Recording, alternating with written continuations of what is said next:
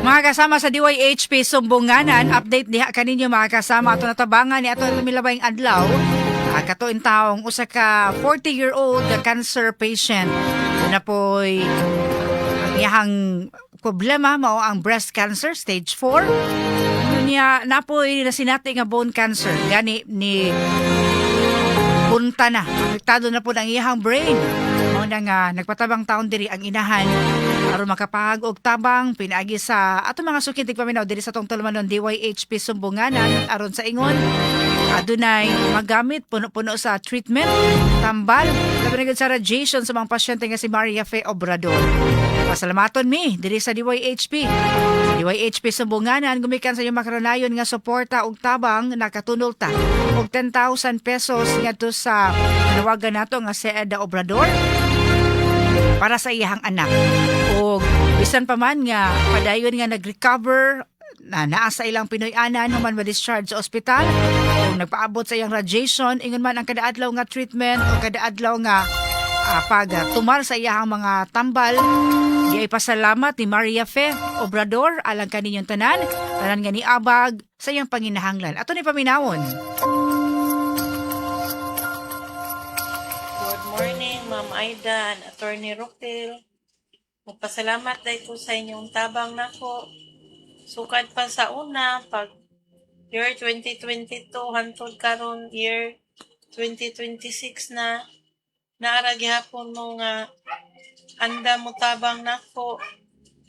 O salamat kaayo sa tanang kaayo nga inyong gihatag diri ka nako. O God bless and more blessing. Thank you so much.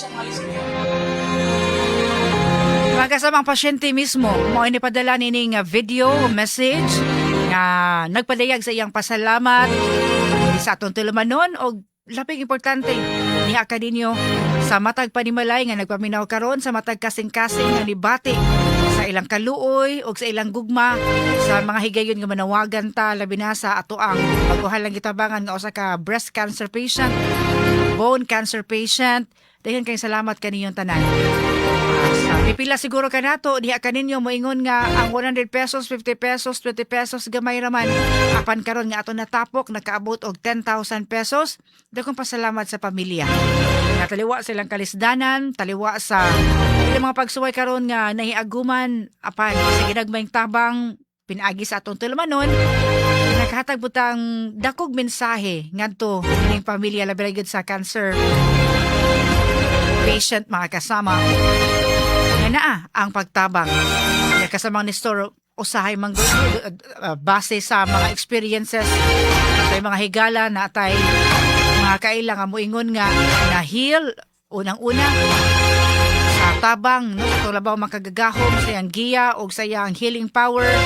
Apan moingon nga dako kayong tabang no ang gingon nato nga gugma nga napabatiyag nato nga makarecover mapiskay upod ng tabang alang sa recovery alang sa pasyente dili lang kutob financially apan kun dili ang pagpadayag og gugma di sa pamilya sa mga higala kada dakong suporta na pud na emotionally morally ngadto sa pasyente nga nakinahanglan mga kasama kaninyong tanan daghang kay salamat. Serbisyo publiko gikan sa mong lugar. Sa kanunay DYHP number 1. Kani ato o karon DYHP lagi